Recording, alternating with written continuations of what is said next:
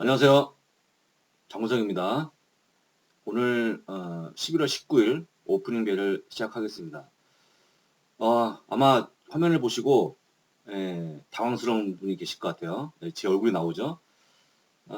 일단은 그동안 우리 이한인 교수님께서 제가 녹음했던 그 소프트웨어가 과거의 옛날 겁니다. 그러니까 화질이 별로 좋지 않다, 너무 구리다 라는 요청이 있어갖고 오늘은 정말 깔끔한 화면을 다시 한번 녹음하기 위해서 몇 번이고 시도해서 지금 녹음에 임하고 있습니다.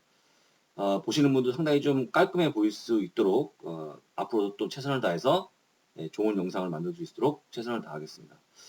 자, 일단 오늘 제목부터 살펴보게 되면요. 만약 미국 주식에 물린다면 이라는 제목으로 시작할 건데요. 물린다면 물리는 거죠, 뭐. 그런데 물린다면 어떻게 우리가 대응을 해야 될지 중간에 내용이 나오니까 보시면 좋을 것 같고요. 오늘도 역시 배당 종목이 포함되어 있습니다. 일단은 바깥에는 표시 안 했지만 그 빨간색 표시 있잖아요. 배당 종목 포함. 그걸 안 했지만 배당이 종목이 숨어 있다는 점 미리 말씀을 드리면서 오늘 준비된 내용을 하나씩 살펴보도록 하겠습니다. 자, 일단 오늘 실적은요, 콜스 소매업체가 실적을 많이 발표하죠. 그래서 아시는 것처럼 콜스라든지 TJX, 홈디포가 있고요. 그 다음에 어번 아웃피터스가 있는데 다른 것들은 제가 뭐 그렇게 중요하지 않습니다. 제가 보기에는 일단 홈디포만 좀 보시면 좋을 것 같은데 홈디포는 제가 막 들어오기 직전에 아침 실적이 나오는 바람에 제가 그 결과물을 가져왔으니까 잠시 같이 보기로 하고요. 나머지 부분들은 여러분들 알아서 각자 실적에 대한 결과는 살펴보시면 좋을 것 같습니다. 넘어가도록 하고요. 사실 이제 원래 트럼프가 제롬 파월 연준 의장과 좋은 시간을 가졌다고 이제 그 내용이 뉴스에 나와 있는데 좋은 시간을 가졌다고 하는 건 좋죠. 그런데 보시는 것처럼 오늘 만났다. 제롬 파월 연준 의장을 아침 만났다는 얘기죠. 근데 쭉 읽다 보면 어떤 내용이 나오냐면 다시 한번 연준을 약간의 원망하는, 만약에 금리가 좀 내려왔다 그러면 정말 좋았을 텐데 하는 그런 또 다른 내용이 또 담겨 있습니다. 이 안에 다른 국가에 비해서, 다른 경쟁 국가에 비해서 우리가 훨씬 더 잘 될 수 있을 텐데 라고 하는 그런 내용이 나와주고 있는데, 글쎄요, 저는 개인적으로 지금 다른 국가들, 특히 독일 뭐 이런 극타 국가들, 유럽 같은 경우는 대부분 다 지금 마이너스 금리를 보여주고 있잖아요. 근데 그렇다면 미국도 사실 그렇게 내려야 될까요? 근데 저는 뭐 그렇게 보지 않습니다만 어쨌거나 다시 한번 투스트롱이라고 해서요. 다시 한번 달러에 대한 강세가 보시는 것처럼 허팅, 그러니까 우리가 알고 있는 제조업에, 특히 또 우리 미국의 성장률에 상당히 영향을 주고 있다, 해를 입히고 있다라고 또 한번 썼기 때문에 사실 뭐 파월 연준 의장에 대한 원망 이렇게 좀 보시면 좋을 것 같고요.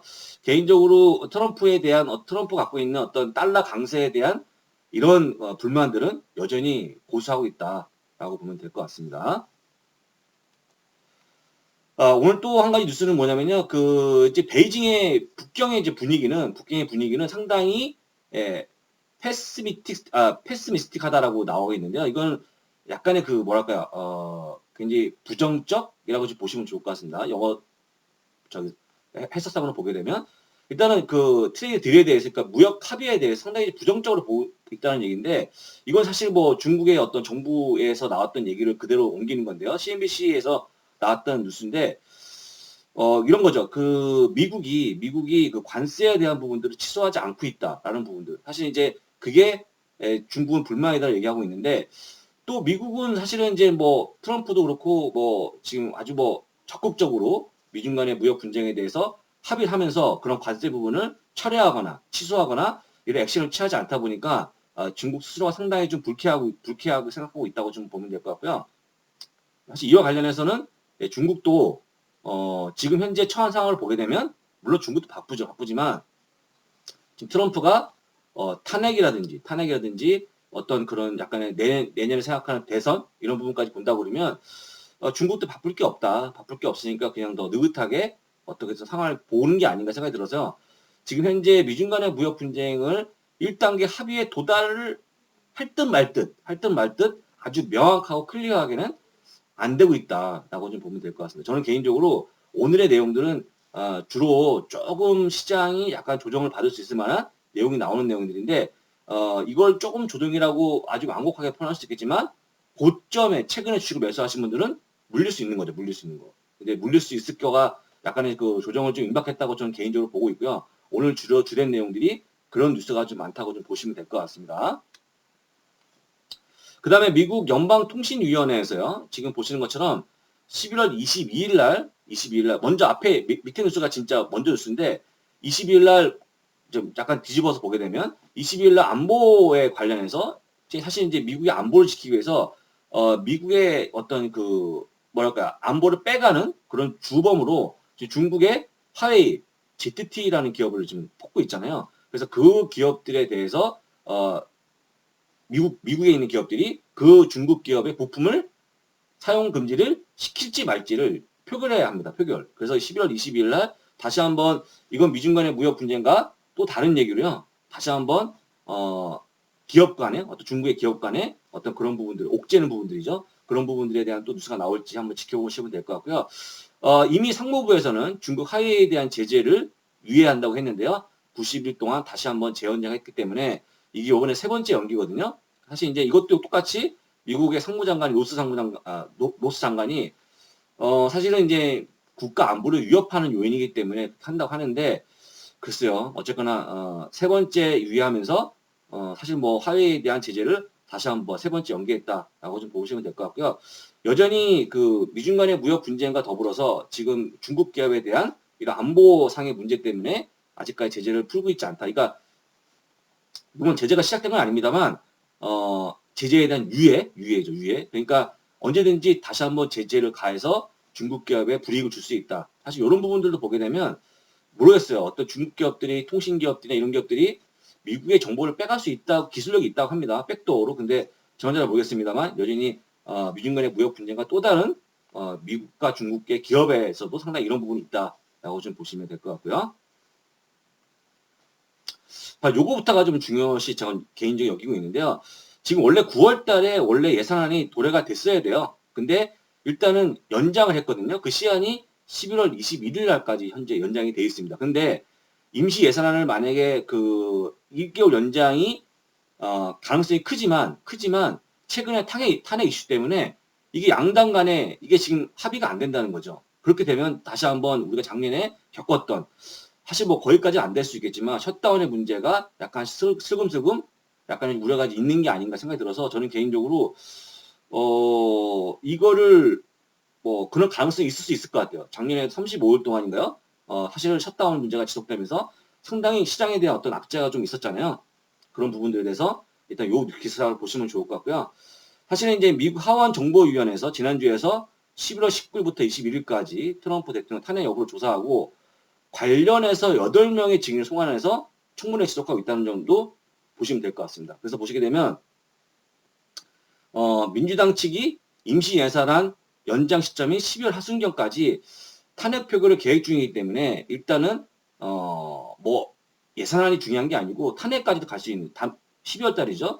그러니까 우리가 사실은 12월 달 하면 블랙 크리스마스라고 하는 어떤 그런 악몽이 떠오르는데 지금 보시게 되면 탄핵에 관련된 문제, 그다음에 탄핵 때문에 예산안이 표결이 안 되기 때문에 다시 한번 셧다운의 가능성이 있는 문제. 이런 부분을 본다 그러면 물론 저는 뭐 연말 랠리, 산타 랠리를 뭐 사실은 기대하고 있지만 그렇지 못할 수도 있을 것 같다. 최근에 시장이 너무 강했기 때문에요. 이런 부분들이 어떤 그 약간의 좀 부각이 되면서 약간 좀 조정을 받지 않을까? 그리고 오히려 조정을 좀 받아야 되는 시기가 아닌가? 개인적으로 너무 강하다는 얘기죠. 그런 부분들 좀 보시면 좋을 것 같습니다. 또 한 가지 그 미국 시장이 조금 조정을 받아야 될 만한 이유 중에 하나가 또 뭐냐면 지금 보시는 것처럼 지금 이제 왼쪽에 있는 거는 US 스탁이 아웃퍼폼한 거죠. 그러니까 유럽 주식 대비해서 쭉 이렇게 아웃퍼폼하고 올라오는 모습 보여주고 있고 그 다음에 여름 이후로 해서 여름 이후에는 오히려 EU 스탁이 미국 주식에 대해서 아웃퍼폼하는 모습. 그러니까 쉽게 얘기해서 지금은 좀 유럽이 강하다는 얘기죠. 그러니까 지금은 물론 지금도 미국도 강하지만 미국 강한 것만큼 유럽도 강하고 유럽도 지금 스톡스 600 지수가 지금 거의 4년 만에 최고치를 가고 있거든요. 그러니까 미국도 좋고 그 유럽도 좋은데 특히 유럽이 조금 더 미국보다 훨씬 더 좋은 모습을 보이고 있다. 최근에 더 강세다. 이런 부분들도 미국이 조금 쉬어가야 될 하나의 이유라고 좀 보시면 좋을 것 같고요. 그러면 왜 강하냐? 왜 강하냐? 그 이유가 중요한데 보시는 것처럼 지금 이제 우리가 알고 있는 분기별로 EPS라는 그림을 보여드리고 있는데 붉은색이 미국이고요. 회색이 유럽 쪽입니다. 유럽 쪽인데 그 땡땡땡 친 표시 고기만 보시게 되면 지금 보시면 갑자기 2019년 올해죠. 4분기 예상치죠.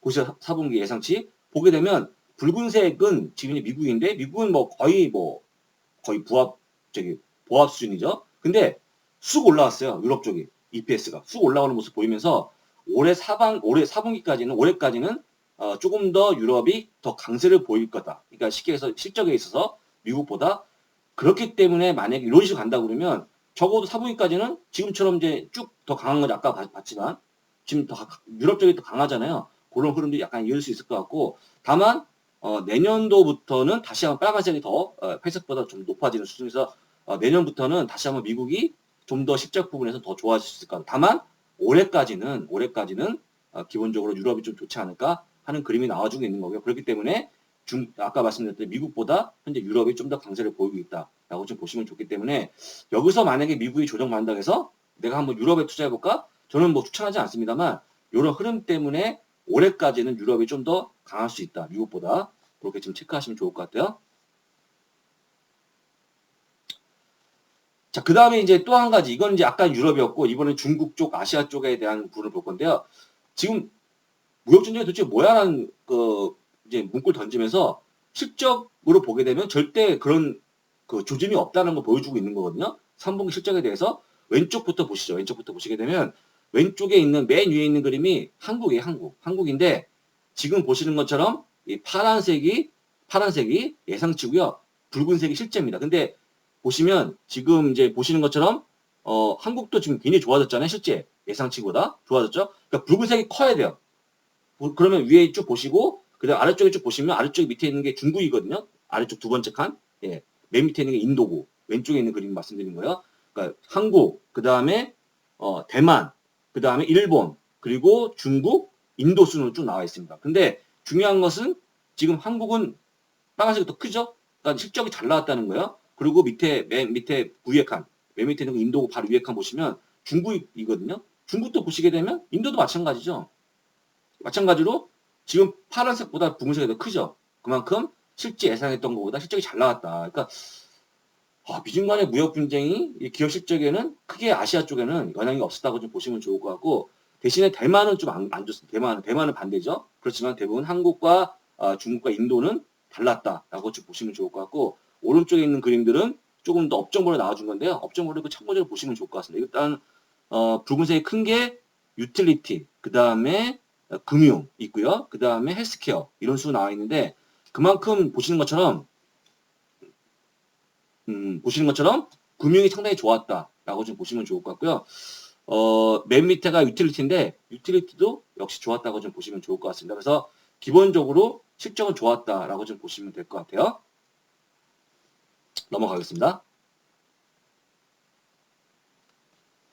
자, 그 다음에 이거를 이제 전체적으로 중국 기업들 와우라고 써 있는데 놀랄만한 실적이라고 얘기하는 거죠. 근데 보시는 것처럼 이건 이제 아시아 쪽에 있는 그 기관들 통해서 이제 실적들을 보게 되면 지금 이익 성장률이 어쨌거나 올라가는 모습 보여주고 있죠. 그 다음에 파란색이 예상치인데 계속 올라가는 모습 보여주고 있죠. 그래서 지금 미국뿐만 아니고 전반적으로 글로벌 시장에 대한 기업들의 실적은 좋아지고 있다. 특히 아까 얘기했지만 미국보다 유럽이 좋았고 또 비교는 하지 않았지만 아시아 쪽 좋고 특히 중국 쪽이 상당히 기업 실적이 좋았다라고 보시면 좋기 때문에 지금 만약에 미국이 너무 많이 올라와서 약간의 조정을 받는다 그러면 받을 수 있다는 거죠. 왜냐면 지금 이제 만약에 내가 너무 부담스럽다 하신 분들은 유럽에 투자할 수도 있고 아니면 중국에 투자할 수도 있고 그러다 보니까 미국 쪽은 약간 좀 쉬어가는 구멍이 다시 한번 구간이 나오지 않을까 생각이 들어서 말씀드린 거니까 이렇게 한번 기억하시면 좋을 것 같고요.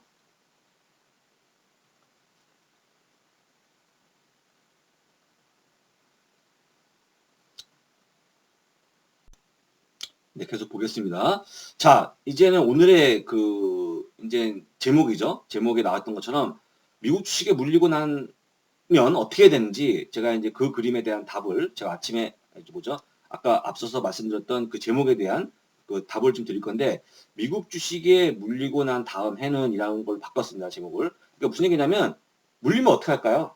라는 질문을 되게 많이 해요. 지금 고점인데, 지금 들어가서 내가 미국에 들어가서 설거지 할 일도 없고, 내가 그동안, 물론 한국은 무조건 물려 있었고, 그 다음에 그걸 피하기 위해서, 중국에 투자했다가, 후강통에 들어갔다가, 또 조금 재미 보다가 하다가 또 물렸잖아요. 물렸고. 그 다음에 비트코인에 물렸고.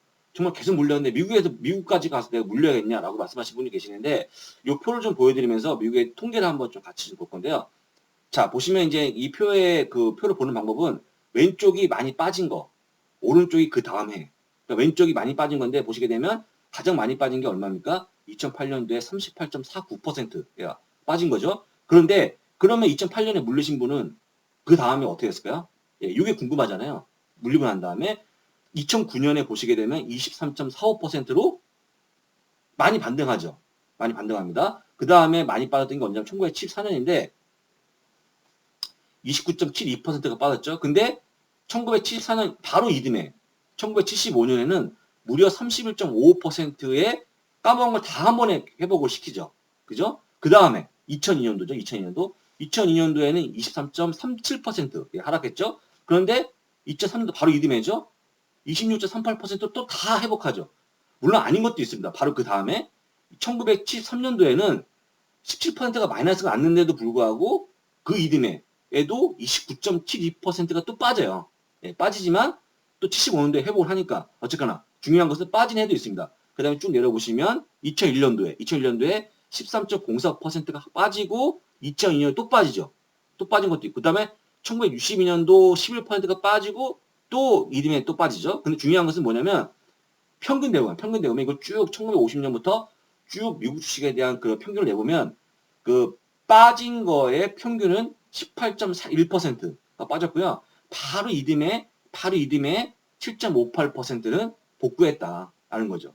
주식을 물론 그 주식 갖고 버텼을 경우에 그 다음에 적절하게 포트폴리오를 구성했을 경우에 잡주가 아니고요. 좋은 종목에 그렇게 되면은 18% 빠지고 그 이듬해 7.58이면 대부분 반은 아니지만 일부는 회복을 하잖아요.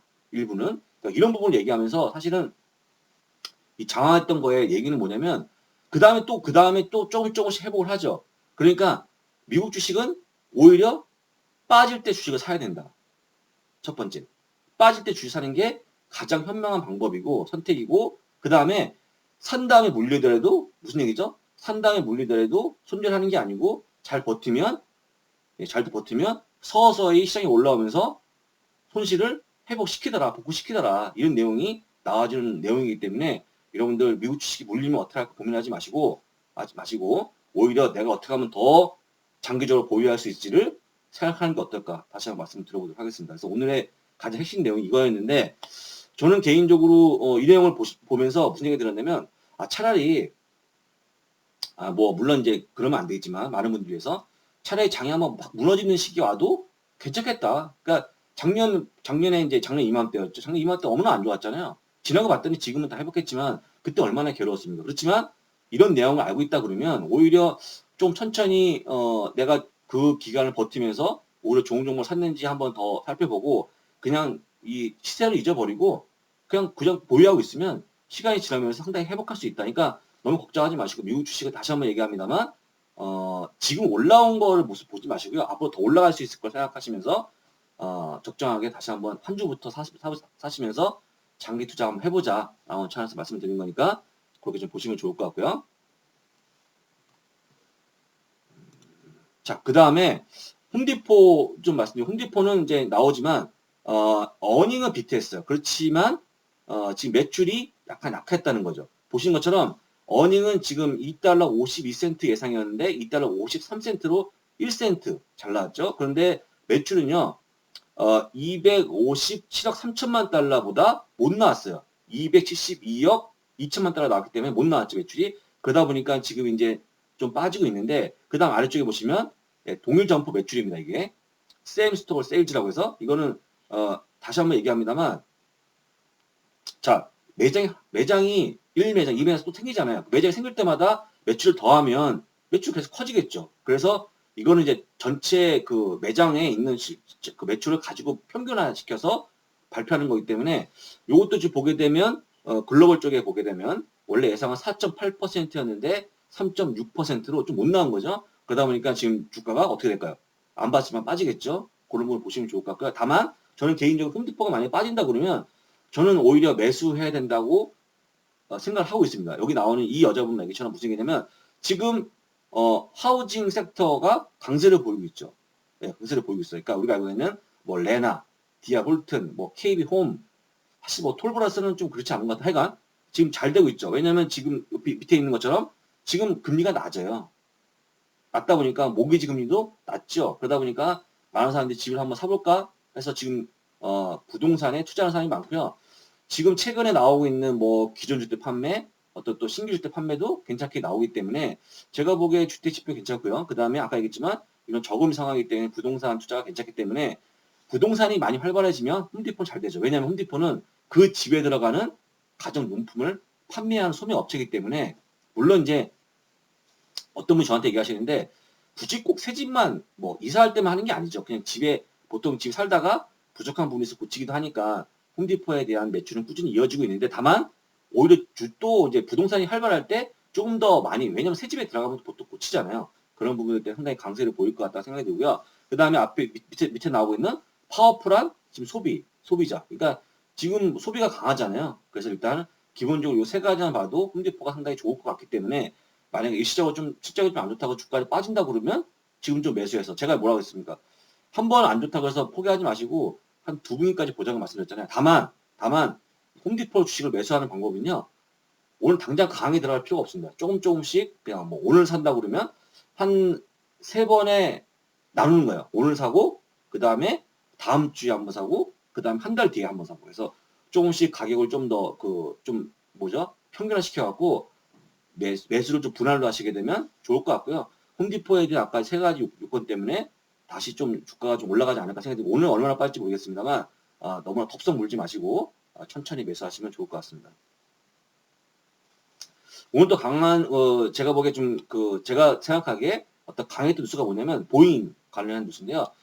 보잉이 여기 나오는 것처럼 지금 이제 두바이 에어쇼에서 737 맥스 기종에 대해서 지금 입찰을 했는데 50대 이상에 유치했다는 거예요.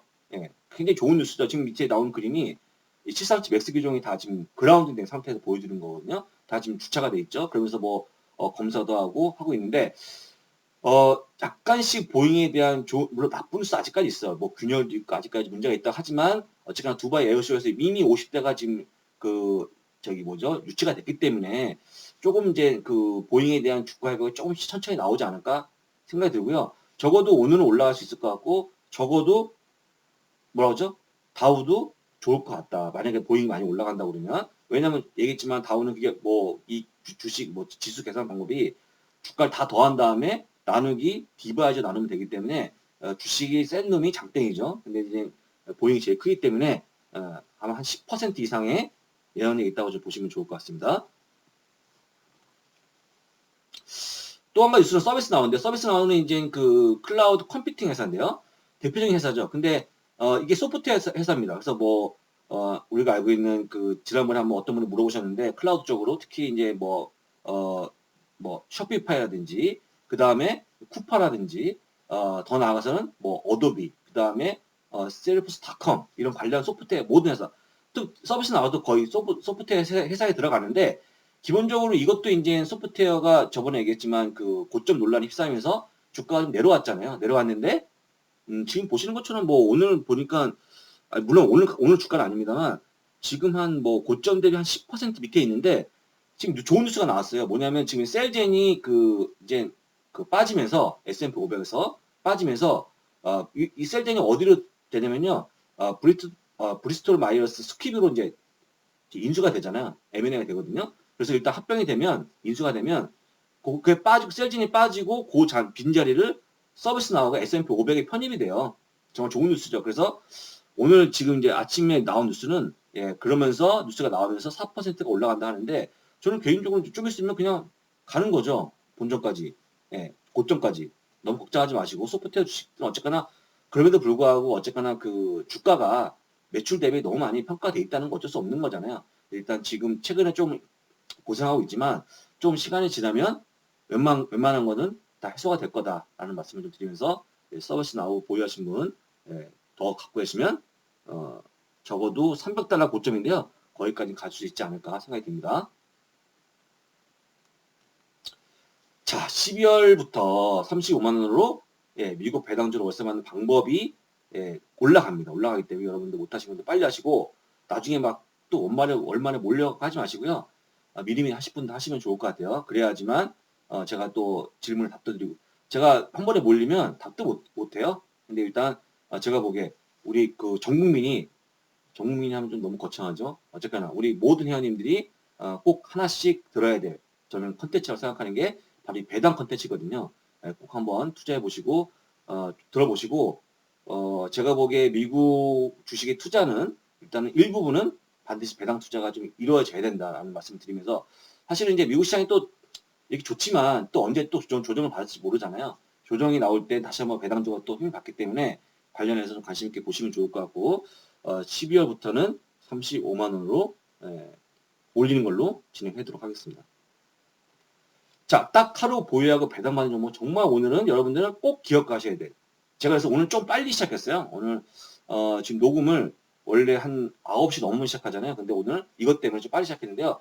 오늘 장 끝나기 전에 마이크로소프트를 매수하시면 이 훌륭한 이 종목을 배당을 받으면서 시작할 수 있습니다. 오늘까지 시작하시면 주식 매수하시면 보시게 되면 마이크로소프트는 11월 20일 내일이죠. 내일이 배당 날이니까 오늘까지 매수하시는 거죠. 그 다음에 분기 배당금은 51센트를 넣어준답니다. 지금 보게 되면 페이아웃 레이쇼 배당 성향이 36.96%로 그냥 보통입니다. 보통. 배당을 무려 15년째 증가시키고 있다고 좀 보시면 좋을 것 같고요.